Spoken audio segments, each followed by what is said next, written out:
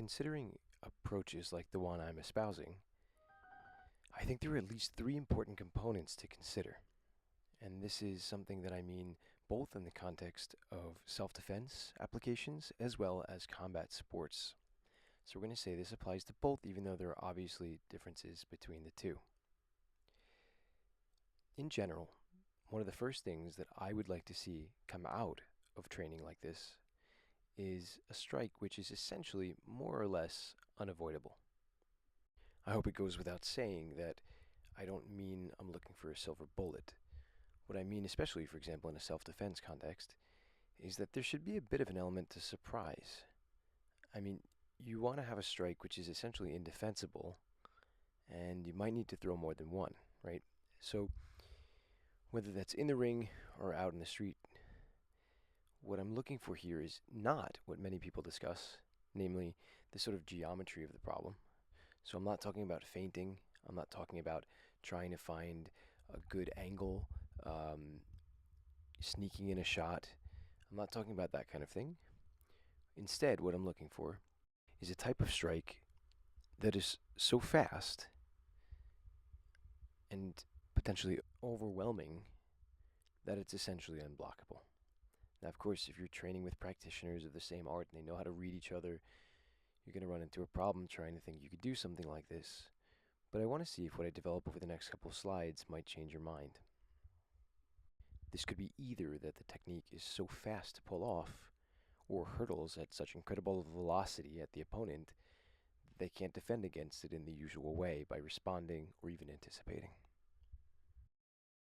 So what does this look like? I'm going to assume for the moment that we have a 300 millisecond total time from preparation for a punch to the actual moment of contact. We can debate later over whether this is realistic under different circumstances, but let's take this as our baseline for the moment. Let's watch a clip of Bas Rutten from National Geographic's Fight Science program, the episode where he ruptures the cow's spleen. Did you see it? Or did you miss it? That was 300 milliseconds worth of a punch. The old adage, if you blink you miss it, doesn't really apply here because we're talking maybe 80, 100 milliseconds reaction time for the human. If you need to say, close your eye when you get a fly flying in it. So let's slow that down. I'm going to slow it down to 25% speed. That is, it will take 4 times the amount of time it normally does to happen. Easier to see? Maybe. Bas does a lot in those 300 milliseconds. But the crucial point to take away here is that, although not faster than the oft-quoted human reaction time of ballpark order of magnitude 100 milliseconds, or 0.1 seconds, it's still pretty darn fast. Still, astute viewers might realize that he's already kind of in the middle of his punch. That is, I've cheated and I haven't showed you, but he'd already begun the punch before that 300 millisecond clip that I've been playing. This means that a 100 millisecond estimate for how long it took him to prep the punch all the way to contact is kind of an underestimate. In this particular case, Bas was trying to strike hard, made a bit of a show of it, so maybe it wouldn't always be that long, but it's actually even longer. I'm going to replay these to show you what I mean, and then what I'm going to do is I'm going to break the rest of the 300 milliseconds into 2 other 100 millisecond equal parts. And if you're paying attention to the loop in the top right corner, what I'm showing you is that Bas actually winds up prior to these 300 milliseconds. This is something we don't desire in any kind of self-protection or combat sport situation. On to the next 100 milliseconds. This is the time it's going to take Bas to rotate the rest of his body enough to launch and accelerate his strike. Once again, the grayed out color is what leads up to this part, and Bas is in full color when we're looking at that second 100 milliseconds specifically. Now we're on to the final 100 millisecond packet, and here we see everything in gray once again up until the point where Bas makes contact. Again, in this particular video, Bas is in excess of half a second with the full motion. that might feel exaggerated, but only so to serve the point that we're trying to make. In particular, what else and how much better can we expect to do? You might think at first that there's not much you can change. It takes at least 100 milliseconds to sort of wind up for the punch. It takes another 100 milliseconds to rotate into it and get the proper so-called power generation.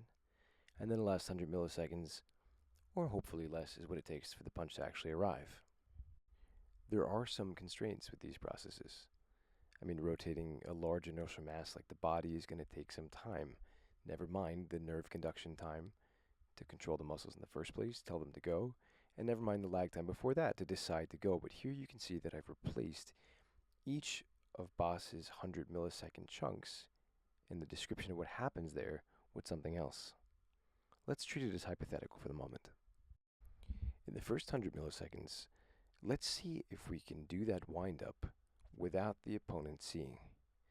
That is there a way to not retract so much, to hide the telegraph? Is there a way to make it so that we shave 100 milliseconds off the potential reaction time of the person that we're about to strike? Here I've labeled that as set or charge up internally. Do it in an unseen way as much as possible. Then we have the second 100 milliseconds, and here we ask for a miracle. What if there was a way to launch this punch without turning over our hips, without twisting and rotating in the classic way? Something maybe that would exploit the tunnel vision. I know that a lot of self-defense practitioners and enthusiasts use sort of hook punches to piggyback on the peripheral vision deficit that humans have. Here, what if there's some way to do tunnel vision? For example, Wing Chun kind of comes straight down the pipe. That's what it's famous for, among many other things, of course. And finally, I've typed the word accelerating, and I'll get back to this in a little bit. The idea here being to look at the velocity of the delivery and how that changes over time. Can we play with that? As a reminder, here's Boss's full punch, and slow down by half, and slow down to 25%. Here we go. Boom. Now let's look at another strike, indeed an entirely different striker. Boss will be an overlay in color. At first glance, it might be hard to follow what's happening, so I'm going to slow it down, place Boss on the top in a split screen, and on the bottom we actually have one of our athletes. I've intentionally kept a little extra footage at the beginning here to show you that this athlete is setting up for a strike, has not committed to beginning the strike. Okay, let's slow it down. Here we have the athlete deciding to set up, preparing, hasn't even looked at the target yet, and now we see lock on, wait for a second here, he's going to make a decision to prep. And if you're paying attention, Boss has already taken 3 frames to begin the movement of his counter rotation. I'll show that part again. Fast forward, and Boss has begun moving backward without any detectable motion, really, from the perspective of the observer, the target of the punch that is in the bottom frame. Let's go forward. Here we see flexion, tension in the leading anterior deltoid. It's pronounced for both Boss and the fighter in the frame below. And we're finally beginning to see forward motion toward the target. Pause there. I'm referring predominantly to the bottom frame. Boss has, in turn, now begun the reversal of his motion. We can watch those segments once more, combined into one fluid reading. We begin from Boss's third frozen frame of counter rotation. Right about here, we see that the first 100 milliseconds that we clarified for Boss earlier is about over. In that same time, the second fighter has scarcely but revealed what he's about to do, and now if we go forward, this is about the time the second 100 milliseconds is over. The second fighter has just begun to twitch his punching arm. So, takeaway so far is that Boss has performed his counter movement and his initial rotation, or at least trying to get his body to go. The practical lesson is it is absolutely possible to hide or skip that first 100 milliseconds of telegraph and to execute the second 100 milliseconds almost immediately right out of the gate, right? So in other words, both of these guys are ready to punch. Now let's see it happen.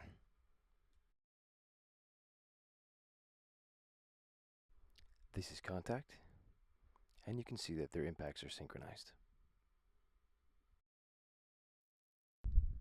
I'll let you watch the whole thing again at 1/4 speed. First overlaid. You can see some difference in the final effect on the target at impact. That's for another video. And now split screen.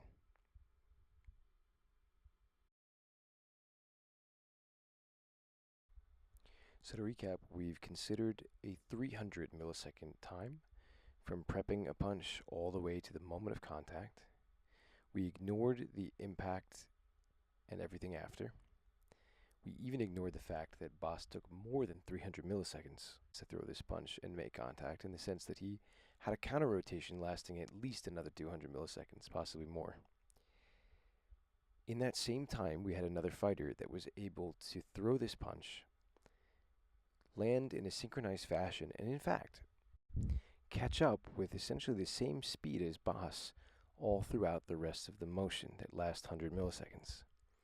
This finally brings us to our point about acceleration. Despite Boss's trajectory being slightly more curved and hooky, or hookish, as the punch goes, what we can see is that the initial speed coming out of the gate for the fighter on the bottom is tremendous. It matches Boss's speed almost immediately once the fists are synced in the vertical/horizontal plane that I've made here, and he did it all without that wind-up. Apart from the curved elements of Boss's trajectory, for all intents and purposes, his fist flies at a constant velocity. After delivery, he sort of rocketed it from the motion of his body, and people say his hips, launched that like a ballistic projectile, and he lands at the target in a certain time. On the other hand, the other fighter doesn't have that same wind-up. They don't use the same exact lower body rotation that he's using. It's an entirely different method, which I can describe elsewhere. And yet, the second fighter is able to not only catch up, but sort of match him, even if you admit that the second fighter doesn't get a ton in this particular example, and I can show you how in other examples, to continually increase speed during that flight phase of his punch. It has been shown that, for example, in Shotokan Karate, punches can actually decelerate slightly, that is, lose speed before they get to the target, and they reach their maximum around maybe 2/3 or 3/4 of the way through. We don't want to do that. At the very least, we have to keep it going slightly faster. If indeed a punch is strobed in this way, or stop motion is applied, you can actually see that theoretically the fist, or the image of the fist, should be gaining in distance with each successive shot.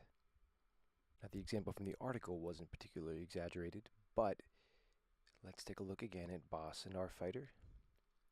Again, with the caveat that Boss's curved fist path is going to change our expectations slightly.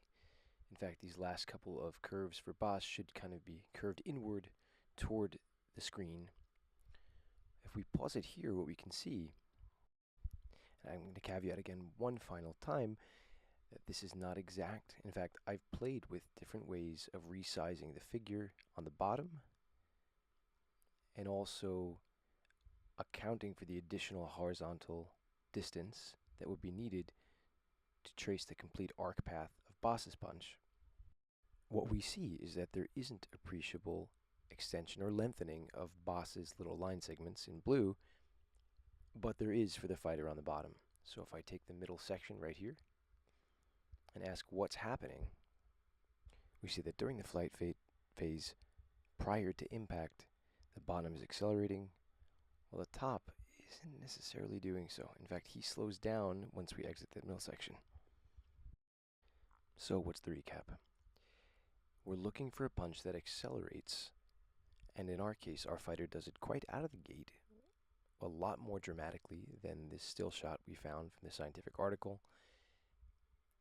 And furthermore, acceleration happens in the final 100 of the 300 milliseconds, meaning that as hard as it is to predict the distance of a directly incoming object in general, it's even harder when that object is changing speed in a positive way, accelerating toward you.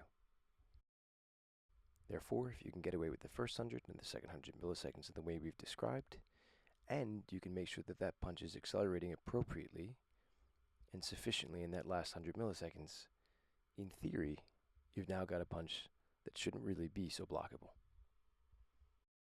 That wraps component 1. Our first desideratum, this strike must be essentially unavoidable. Stay tuned for component number 2.